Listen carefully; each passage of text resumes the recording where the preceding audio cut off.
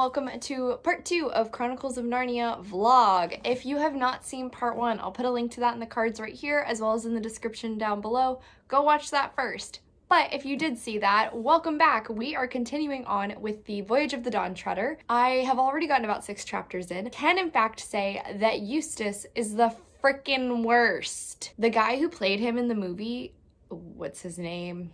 I can't think of the actor's name. Okay, he played Kenny and we're the Millers, so he's just gonna be Kenny from now on. Kenny, like, shined in this character because he made this man both the most annoying thing possible, but also slightly adorable because that actor is completely adorable. But Eustace is the freaking worst. I do appreciate that you can tell C.S. Lewis is trying to transition into the next main characters for the following books because we are seeing mostly from Eustace's point of view, and particularly we are seeing his diary entries, so we can kind of really understand where his head's at in all of this. But on top of that, at least we still have Edmund and Lucy plus Caspian, so you know, we still have some of the originals who are tolerable. Obviously, I absolutely love Reepicheep in this. He just cracks me up. I mean, come on, having like a warrior mouse who's a skilled swordsman and can hang with the best of them, but is also like a furry little guy. The best. Adorable. So great. Love it. In the Voyage of the Dawn Treader, we are following particularly Caspian as he is sailing across the Narnian world to try and find these 7 men who were friends with his father that his uncle sent out to sea. We've already found one of them who was essentially trying to bring down the slave trade that was taking place in a different country. Also, on top of that, there was a country that was mentioned called Terabithia, right there. Terabithia. I mean, bridge to Terabithia. This is clearly the island where they ended up. Also, did that book rip out anybody else's heart in like 4th grade when they had to read it for school? Because I think that was one of the first books that truly made me sob like a little baby. Anyway, I have been enjoying this. I am planning to try and read some more of it later tonight. I also have the audiobook. Unfortunately, I can't listen to it quite as fast just because the narrator has a lot thicker of a British accent compared to some of the previous ones. So that's a shame, but I'll have to live. On top of that, this is a regular vlog. What is going on? I had work today. It was work. I'm getting some new glasses. I tried the Warby Parker like order online thing. So I got 5 pairs to try on and see which ones I like the most. And then, you know, I send these back, give them my prescription with whichever one I like. I'm wearing my contacts, so I'm not gonna put these on, like, but yeah, these are what my glasses usually look like. These are one of the ones I ordered. Yeah.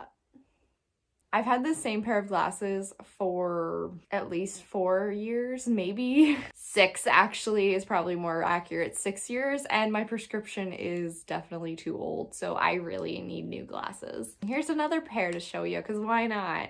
I mean, I'm on BookTube. This is like the kind of stuff I'm supposed to do, right? I really like this pair because it's got a blue under right here, and so it brings out my eyes a bit. Anyway, yeah, so I'm probably gonna make my parents watch a Christmas movie tonight. We're getting Mexican food, and that's always good, so.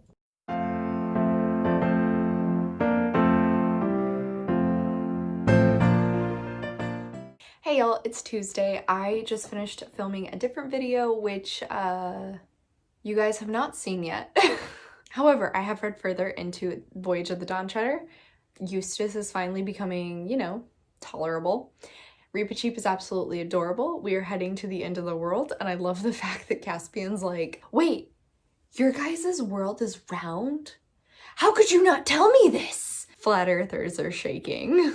I also ran by the library today to pick up some books. They gave me a little Kit Kat and a Happy Holidays card. That's so cute. Anyway, while I was there, I picked up The Gentleman's Guide to Vice and Virtue by Mackenzie Lee. This is the Buy Book Club's read for the month. I'll put a link to all that stuff down below. I also got Instant Karma by Marissa Meyer. This is my personal book club's read for the month.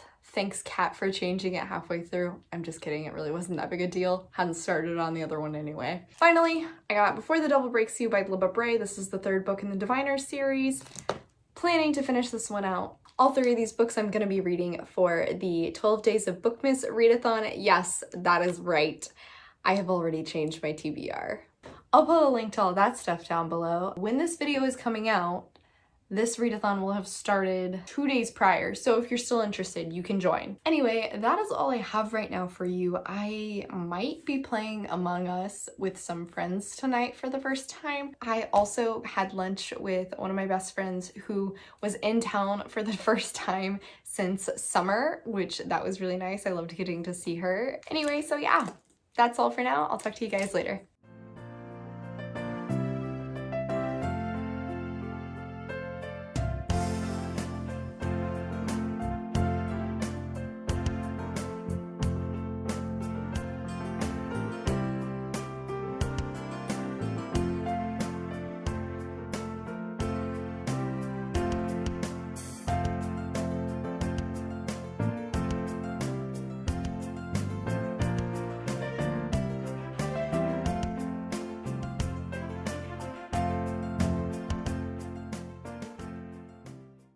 Hey y'all, it is Christmas, so Merry Christmas. Sorry, I have not updated in a while. In all honesty, it's just been a very busy few days. I went and hung out with some of my friends from high school. I had Christmas with Josh and we exchanged presents, and then we went and did a bunch of like looking at Christmas lights with his family. I had some B-roll of that, so you guys will probably get to see it. But I have gotten pretty far into the Chronicles of Narnia. I have actually finished both the Voyage of the Dawn Treader and the Silver Chair since the last time I updated you. First off, I enjoyed the Voyage of the Dawn Treader. It's very different from like the previous books where it kind of seems like we're on this war-torn version of adventures, where with the Voyage of the Dawn Treader, it's very much like exploring different areas, getting into different kinds of trouble, all that kind of stuff. I will say, there was a mention of a female pirate that happened off screen, and I want to know why that was only off screen. I want to see that happening. In the end, I don't think Eustace really redeemed himself the same way Edmund did in that same book. Eustace definitely gets a bit better after the Silver Chair because he's in that one along with one of his school friends, Jill. But once again, we had a bit of a sad ending because now we find out that Lucy and Edmund aren't supposed to ever come back to Narnia, and you know, it's sad. Also, I didn't mention I'm trying to do my nails in a Christmasier color because they're super crappy looking right now. Anyway, with the Silver Chair, we are following Eustace and his school friend Jill when they have entered Narnia. Caspian has just gone off to try and find his son, who's been missing for like 10 years, which is pretty sad. Caspian's like an old man now, probably about to die, but doesn't really know what to do when it comes to having an heir. Basically, Eustace and Jill are tasked by Aslan to try and find Rillian and bring him back. While this one didn't have the war aspect either, it was more reminiscent of The Lion, the Witch, and the Wardrobe because Jill had never been to Narnia before, so we get her perspective of everything being new and different and interesting, while at the same time the bad guy character is another evil witch. However, this time she lives in the underground, which is interesting. We've never really seen anything about like the underground world, so that was kind of an expansion on the universe. There was also actually a callback to The Horse and His Boy in it where they are like sitting around a campfire and somebody mentions that the story that is being told is about Shasta and his horse riding through the desert. However, I wasn't really as big a fan of Jill. I think she was a bit whiny compared to the previous female characters we've seen in Narnia. I do think Eustace kind of redeems himself a little bit more in that one, where he's definitely more self-aware of when he's being a pain and definitely tries harder to help because he's now been here and realizes Caspian was my friend. Maybe I should try and help him. I did think it was odd that for some reason, Eustace and Jill are like constantly referred to by their last names. And there was an explanation in that that's just like how they did it at their school. So it's kind of force of habit, but I didn't really like that. Sometimes it would be Jill, sometimes it would be Pole, which was her last name, and kind of confusing because, you know, in the first book, the female is Polly. So That was weird. I've gotten about 6 chapters now into the final battle. First, I have to say, this is the one where the audiobook is read by Patrick Stewart, and it's just as nice and relaxing as I knew it would be. And I know his voice, so I can actually listen to it at 2 times speed, which is nice. It was interesting. With this one, we start out the first good few chapters solely in Narnia, and whenever we finally do start to see the kids from the actual world, it's weird because it's actually all of them together, which I don't remember that from when I was younger, where we actually see Diggory, Polly, all of the Pevenses, minus Susan, I believe, and then Eustace and Jill all having like dinner and talking about Narnia, which is pretty cool. It's kind of like a Narnia support group. Within Narnia, it has been about 200 years from the Silver Chair to the last battle, so big time jump again. And the kids who actually do manage to go back to Narnia is Eustace and Jill again. Jill's becoming a bit more interesting. She's actually kind of like really good at spying, so that was something fun.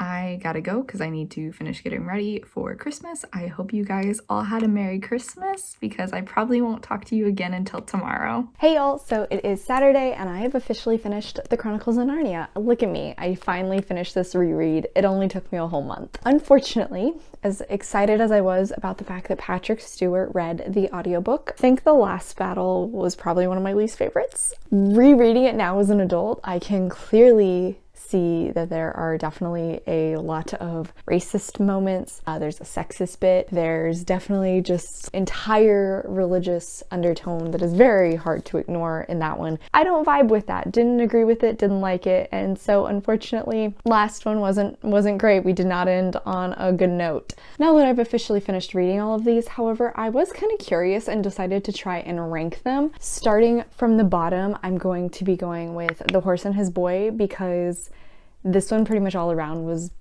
pretty racist. Honestly, just not nearly as enjoyable as some of the others. I thought this one was probably the most boring. Next, I think is going to be The Last Battle because of the things I said. However, I did like getting to see some growth from Jill and Eustace. I did appreciate that we got to see the Pevenses come back. Next, I think is going to be The Silver Chair. I just didn't really connect as much with Eustace and Jill.